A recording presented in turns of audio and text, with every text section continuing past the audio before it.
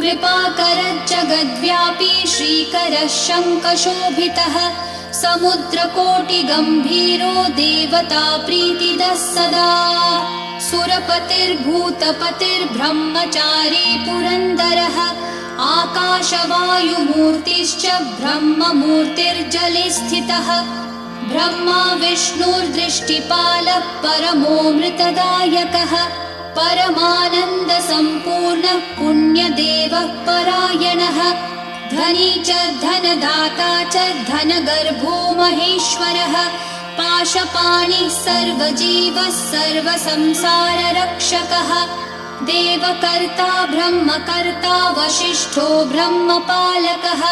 जगत्पतिः सुराचार्यो जगद्व्यापी जितेन्द्रियः महामूर्तिर्विश्वमूर्तिर्महाबुद्धिः पराक्रमः सर्वबीजार्थचारी च दृष्टा वेदपतिः सदा।